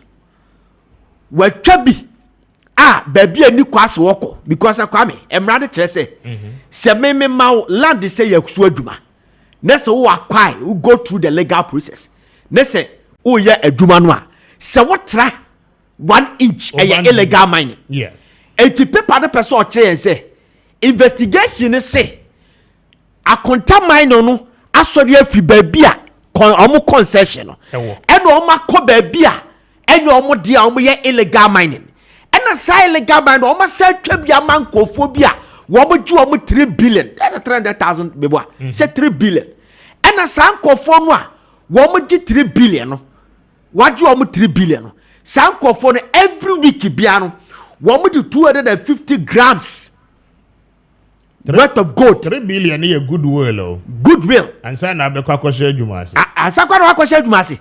Oh, actually. So this is the 303 billion. And so now we keep our sadi 250 grams of gold. Gold. Asadi akomo as a royalties. Kwame. Chema want to me one fight back. So one fight back. Kwame nature say, Owura inu Safuseni was wrong, was right. And vindicated. So one fight back and sign the one. Not just a rock of Fiababua. And send me a noya can say, wo su. Sebia, what didn't you guma magana for me say? I justify the say, my revoking license now, send a bear gana for Betiase.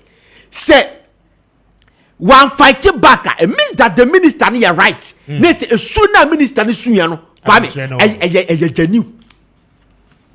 Kwame one fight back.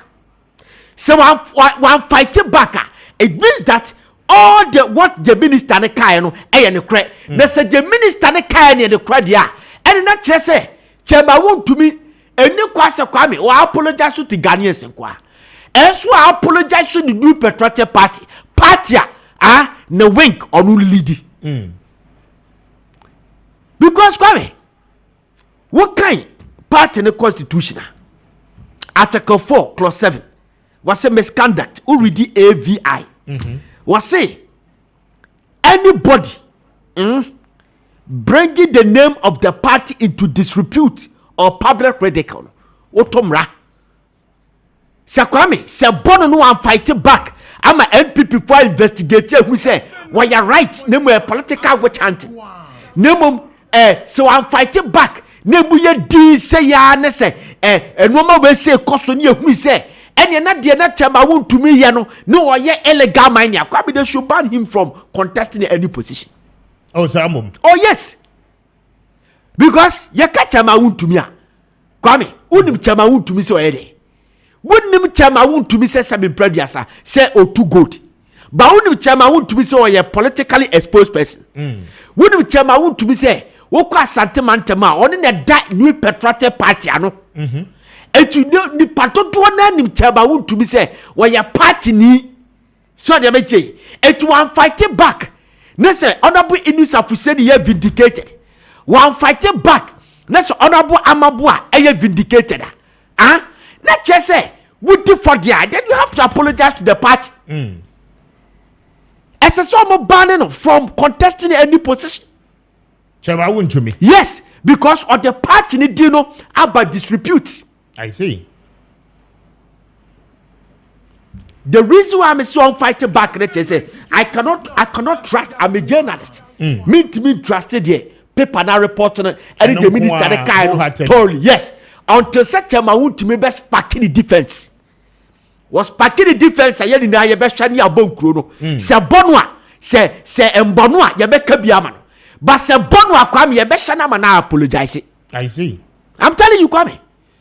Because you and tokwa ye kono 214 215 or radio so papa ye tete no ye so so be Johnny NDC and one Johnny NDC ne se ne ko ba se de na we do so Fuseni kan ye writer de Kwame one man ko fa kontoko hunu ye de ade wo obi ani ana se ko beboa seven pediasa so be training kwa asemi hu a ekoko yakuna to atwene enti abasa wonya sade na mentu chairman sofo ba bi obi abetia no Kwame NPP for away bebreye mine yeah ye legal mining abai ba ya what see ebowa madam kejemfu so ye mining ye legal mining small scale mining what is yakono dabi yenu abanga ya enen ko forutu man say ombamba ye youth organizer abanga so ye small scale mining Kwame what is say ko fokono what is ye invade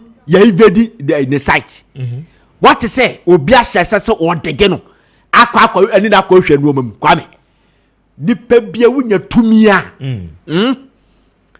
see how obekura tumi nafa enye nsem ni na yeka obi a ye politically exposed person enye ba bia na di agro Kwame nye nsem ni na yeka me ye sure pass say we political witch hunting enye bia na nsem ana wo kantira Kwame enti no mo ye wo bia wo ye party chairman Kwame won ka say 2 weeks to the election won ka say ye to aba bia mekwa akoto private jet Kwame won baba ba hwem meboa se Chelsea football echo from the richest man in this country cry no matter say on be take make this step na say Chelsea call for na say what table what tender your bid to buy Chelsea football club Kwame I don't have any problem with it as an individual yes. But politically Kwame it doesn't make sense.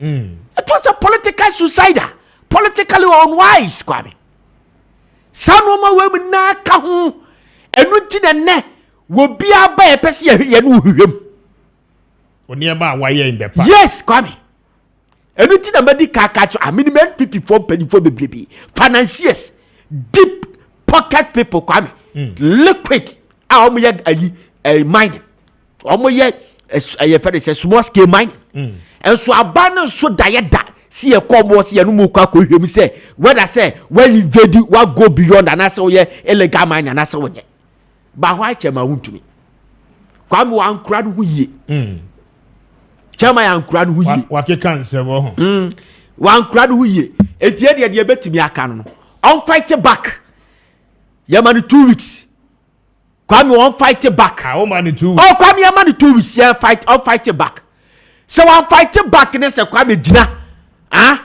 ejina SNPP for suspended elections about Kwame election ba say ye ka party as ba election ba Kwame SPP for suspended so fight back ni share the document ni say bia na minister dey agenda ni aka bia de amano because the same akonta mining ninsem ba ye e watando numre ho and 2023-2024 yes President Beka so onye right he was cleared by an investigation of Bampanyin so mo aye na onye hwe in fact akonta mining mining na legal mining na wo ye den wo ye and quite surprising say the APA for me media na wa kokoko mining site na the minister esu wo hwin no krasa Isakura because a lot of devastation no against but mamenkai messages nana for no see answer no baba message it's okay message na menkai messages ne be yakọ Easter by empese e bekasa kese mame emfa wembra weisa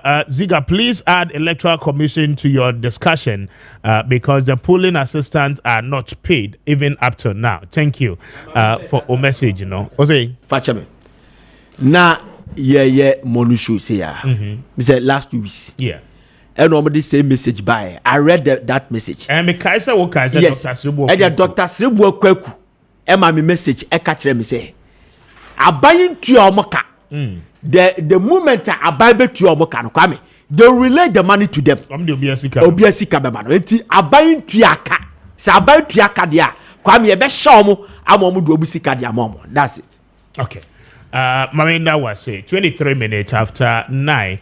Zach the way for a jira ede abba. Or say good morning, Mr. Speaker. NPP and their micro minority, flat minority thinks they are above the law. The thievery that they did is what they are trying to divert the mind of Ghanaians on. Whether they like it or not, they will render accounts. NPP is a shame, never again. Thank you for a message. Good morning, Speaker. Please tell the EC to pay us. I think that enough important. I explain it at the Achemo.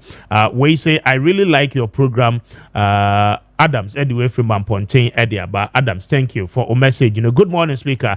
I'm Philip Kingsford, Kwahu from Jura, in the Western region and also in the Valu Ajomoro constituency. I will have to check on the miners list called Okobin if he is still a legitimate license holder. He is mining in a place called Jura Akosuno in the Jura Ampase enclave and have the farmers destroying their lands and their farmlands. Almost everything is being destroyed by that company.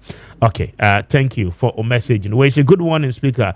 Let me take this opportunity to congratulate the Honorable Alexander. I say good morning, Speaker. Jesus wept and Lazarus was risen. Honorable Appiah Kubi wept and Akonta mines license revoked. Mr. Speaker, Honorable Appiah should not only revoke Akonta mines license, they should also make them available to face the law for destroying our state's assets. Thank you, Elijah. Thank you for a message. We say good morning, Ziga. Professor Frimpong Boateng and then Samuel Bujinapo and the Minerals Commission boss are all confirmed that Wontumi was doing illegal mining. Dan Edway Free Asaman Kese and Ediabat. Dan, thank you. Good morning, Mr. Speaker. This is Aaron Aru Edway Ediaba. Or say Chairman Wontumi can never say he is not doing galamsey. He is part of the NPP failure. He shouldn't come near the national position portfolio. Aro, thank you for a message. We say good morning, Speaker. Chairman Wontumi can never say he's not doing galamsey. The same message. Good morning, Speaker. Even though the IGP is fighting illegal mining, but some of his commanders will not help him. I'm Martin from Sola. Martin, thank you for a message. Speaker, you guys are doing a great job for fighting galamsey. Sir Peter Edway Ediaba, Asantia Sokore, and Adiwe Free Ebae. Good morning, Speaker. Why was the minister crying? Who are those behind the forest that was a no-go area? Just because Wontumi is an NPP member, that is why the minister has mentioned his name.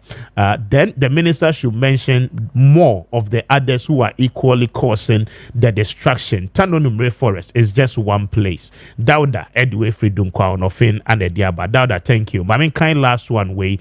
Good morning, Speaker. I trust you are doing well. I'm well. Please, I would love to have. Okay, my number, we'll do our best, and the Suburban Secret Service will reach out to you. Why? Don't worry. Mami koye jumai emra na minkodi enkomo emra. Odi asempa Kwame Appiah mensa atras. Odi machi. Bema mjuso. Na empom to say. Oh, nyami adom na wanswe. Eradi di enkwache. Happy Easter so. Medawase mejoso. The same to you. Mami nti free mask on for say. Yo, medasi.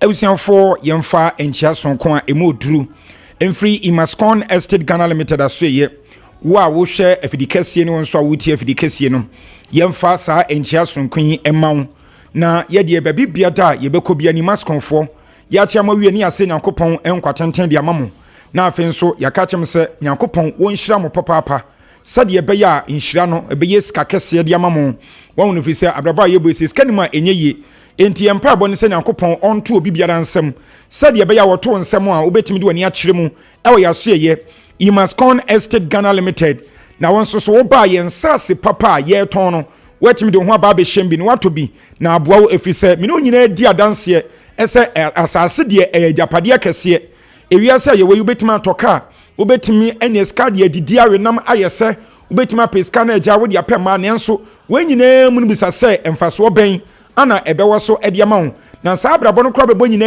echi no emfaso papa ben ana benya ani nsunsanso papa ben ne benya ewo wo ani enchirima so na nso se Nyankopon to nsem na se wo de beto asase ewo Imascon Estate Ghana Limited yaso ye hono na se usi so dan ana wo bie company ana empono ebia bibinti wantima anya bibi wo so na se eda hono a febo ema wo ne wonchirima evisa asase de ejapade a obi kan wo se ntese ka na akwa akopem asase empem da ena asase so ejapade da hono a ɛyɛ na ho sikasɛm ne ade ne ɛnyini kɔ n'anim ɛno nti deɛ meka nyina da ɛne sɛ promotion ana Imascon Estate Ghana Limited for yɛyɛ ɛno nti yɛto yɛn nsa ɛde afrɛ sɛ baabi bia da wote yɛn ka baabi bia da wowɔ sɛ obi na aka kyerɛw ana mpo wo na wotie a bɔmmɔden ama wo na ama wo to na sɛ deɛ yɛbie kwan no mu ɛde ato hɔ sɛdeɛ ɛbɛyɛ yɛn nsaase papa a yɛbɔ wo dawuro no wɔn nso bɛtumi de wo ho ahyɛ mu na wɔnyɛ bi atɔ deɛ ɛteɛ ne sɛ Imascon Estate Ghana Limited yɛn nsaase a ɛwɔ Tripoli yɛ a yɛbɔ wo dawuro no yɛatete boɔ no so ɛde aba fam kama sɛdeɛ ɛbɛyɛ a obi bia da betumi atɔ bi yɛwɔ nice packages a yɛde agu akwan mu yɛ a yɛde airton nsase sɛ wɔn so ebetumi afeva wɔn ade wɔn ahyɛ mu na waba abɛtɔ bie abusua Tripoli a yɛkɛn no yɛ a yɛn nsase na hɔ na ɛwɔ no ɛwɔ dɔwɔnya kwan no so baabi a Central University ɛwɔ no baabi a Sagleme affordable housing ɛwɔ no deɛ bi mba meka kyerɛ sɛ wode firi saa mmea mmienu a mabɔ din ɛkɔ baabi a Imascon for yɛn nsase ɛwɔ ne kwan nwa is just a stone throw wusi masisia no na wadu de ehia ne so be wadwen so pese wokɔ ɛhɔ no mu abusua mesrɛ wada hwɛ enkraha no mu sei ensase wonsam eye bebre bu abonsa langard bu anso mpona betu scan be wie no na wahina na nsa abusua pani ne ba bɛka atɔ saani ana wantu scan ma mesimi nsam enti ɛyɛ wrong hands nsam ana scan kɔsiyem edi sɛ wosa betu afoforo ana empo be na kyɛ sɛ asase ba ko akɔtɔ no utira ne ya ne yebekum ya mudi adanse sɛ saa wɔ haw no dodo no ansisi ɛwɔ meyamea bi nanso enhran ka nyame sɛ Imascon Estate Ghana Limited ɛde film resentence aseɛ ton sase ɛde ma yɛ customers ɛwɔ nkramantam no akyɛ yie pa nanso saa wɔ haw wei emu baako mpɔmada te sɛ ebi mpɔmada wonte sɛ Imascon for ya sase no yɛsi bia langard ni bi akwa asase no so akwa akokum obi ana obi akwa akogya obi so akwa akotete no ana yate asase na ma na wie nanso at the end of the day yasa de afiri nsam da bi ye de yenye sa si enya ton asase no de ma wa eye bona fide property eye wa japade kopem nsa woni wonchirima mo betena so na agya mo bewuo ne nankopon wono abeka sa afa de eye magema asase won enti ye bibia ye bia no ye di nyamesuro nipa ho dɔ ɛne nipa ho adwempa ɛne tɔ ɛne de tɔn yɛn nsase maka atɔ se yɛn nsase no nyame adom yɛwɔ anwea bebree ɛwɔ so onse company bi a kɔbɛdi kan pia anwea ne nyinaa de asum baabi na wobɛtɔ asase yɛ wasanso atɔn ɛde ama wo nanso Imascon Estate Ghana Limited deɛ ɛnyɛ saa ane ɛyɛ adwuma deɛ ɛyɛ ɛne sɛ anwea na ɛwɔ so no yɛse yɛn pia nkosum baabi ntɔn ma wo wo deɛ yɛma no ɛwɔ so sɛ nyankopɔn di adom wote ase na sɛ wo ba ne yɛtena se yɛ bibia wie ne yɛde wokɔ asase no so na sɛ yɛtema wɔ anwea na ɛwɔ so no yɛse dwi ne fa se wudan ana fa hyɛ blocks ana fa twa blocks won ɛyɛ adom akyɛdeɛ kɛseɛ baako a yɛde ɛma ana afensu yasanso atu abura kɛseɛ yɛatwe nsuo ɛde atamu yɛse sɛ nsuo yɛntɔn ɛmfa ɛma sane free fɛsi wudan wei ɛyɛ deɛ ɛtɔ so mmienu ɛno no deɛ ɛtɔ so mmiɛnsa ɛne sɛ ɛnkra hanom sɛ baabi bia dansase papa wɔ no menu nyina di adanse ɛsa ne boɔ den nanso so Imascon Estate Ghana Limited deɛ yɛdwene enipa ho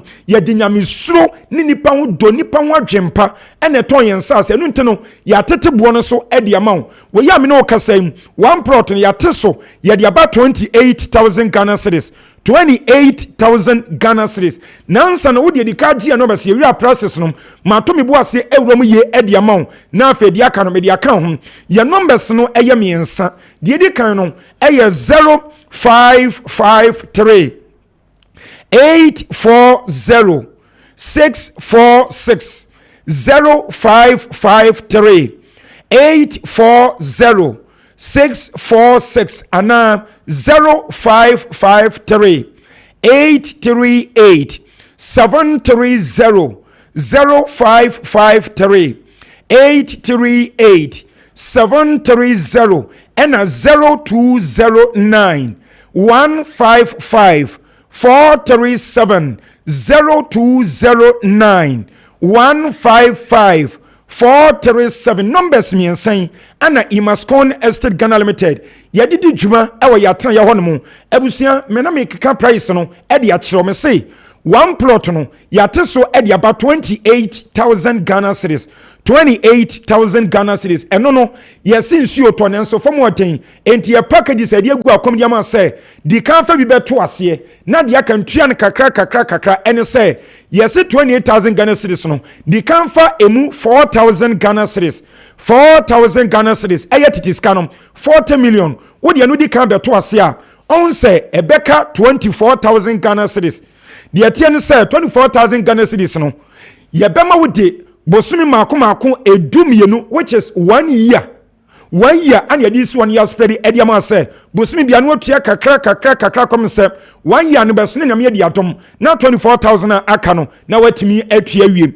na de tense ne say what the 4,000 to ase a na ya to apunu bam say this watua wie de bia ne sa what the 4,000 beto ase ya bia kwanu de ma say ya do be kwa asase ne so ye mu akwa akohwe ne ya tewo de ediama ye be ma kwansa shase si udan no ewo so ane mpo company bia pese obie no shase ne bie ewo so na be ogusa wo ye adwuma no na afi 12 months which is 1 year na ye de so de ama no wotwe ne kakra kom say 1 year ne ebeso no ye mpai bompo ni senu sabre no na nyankopon de ado na da na ka wasi awie sanso na sa wo pe half plot am eno so yane yenye timodin fo yeni abro yenkase bia half plot nti ande di so tua nyina da bi half plot no eye 14,000 Ghana cedis 14,000 Ghana cedis this canon 140 million eno ya ye package kama so de ama ene say yes the can for 2,000 Ghana cedis 2,000 Ghana cedis at this canon 20 million the can for no beto ase eno so de to ase a said ye one plot ye nsa pepepe ye do be kwa asase ne so kohwe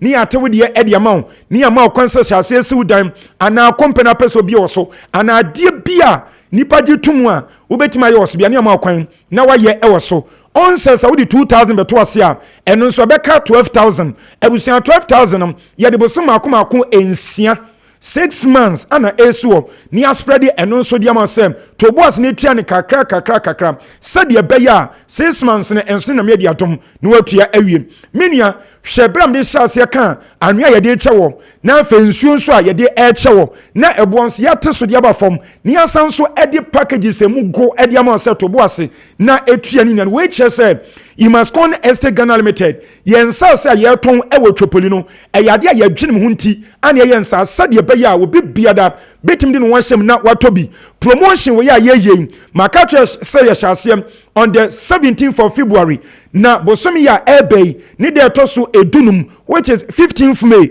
ana eba na we ntimira ne de 8 ya bomodi afa obeshem na ensure chinse bia asase na akoto no ebia ne registered ye eye registered lands ane yeton eye lands title registration form a register enti eye titles land tienye bio eye titles land ane ye de emawo enti fa obeshem siensas ne enye papa enka sojafo enka central form enka approach form we ma men kan se enka bambo form mpo ke bi nsori emedi achi nkotobi we ya me no kamom ye adwuma o bank ebinom wo hospitals awodo ebinom ankasa yo munyuma ankran mo ye bosomi adwuma no emu nipa dodo no aba betobi meka ba mu mpanu fo mo wo sesei ene adadafo ndi o madi achi akotobi awokra no wo badwiriw wontimi nkodada soja ni se o meto asase ne nso ye de yensem a ye ka no ene de ye ka nche se eye no quarantine a soja fo aba betobi enye na da asem enye bosim kasam ye nkrata ne ye bibia ejaniu langard ni bia da mekun wo bia metetew e wasase no eso enti bomadi abram se yensase ne ewo topoli ewo dowanya kwan no so baby a Central University ewonom baby a Sagleme affordable housing ewonom saa kwa no so ne ensase ne ewom wo ba ya sase ne so a airport ko kan international airport for mobile GB ewo ya sade won ba be si new airport city o ti bedu be na wote airport residential area wo ku eni fanso so a Reverend Sam Krantian ko no so wa ba be GB ya wasi aso dan kese om ya asori ewo ho enti chese ye ensase no ewo fie pe eni pompo tito no dada ye yi akwan e de atoto yen sase ne ntam ya ye demarcation aye bibia wie ya chese wo kwa kwaton ma wo mreda ye si police station ye si market ye si school chese ye si estate mpo e wo hono eni se estate ni mu ana wo pa wobetimi aba beto asase na do plan aba anem pese wa pese usi wa de obi hawo yesi adan ti uto wie kura na wobetimi de ahye yense binima baba ye ne sam ama aka ne yeso modan awie ntimi ne yi de America akosie nyina ne se Imascon Estate Ghana Limited ye ton sase pa esi adam papa esan wa adam papa yesi awie ye ton enu ntinya gidie ne arehwemu na bra na betobi na betobi a wonu hu da bia da eyo bona fide property ya obi bia da ntimi anyu firi wonsam ye office no ye ko e was Sprinters Road Community 18 Junction Sprinters Road Community 18 Junction yani Allied Filling Station okwan so ana din hwani mu ye san eben KFC baby omoton eyanti hya no so yani binu busam office ya tinkan baby da bi me say e Sprinters Road 18 Junction e ho an ye wo ene ye gie no be se de twato na de aka biada ye person obisa wo ye nsase papa ene adam papa ye ton no ne ye de no so account wetima ba betobi abusia ye numbers no eniem e 0553 840 646 0553 840 646 and 0553 838 730 0553 838 730 and 0209 155 437 0209 155 437 Imascon Estate Ghana Limited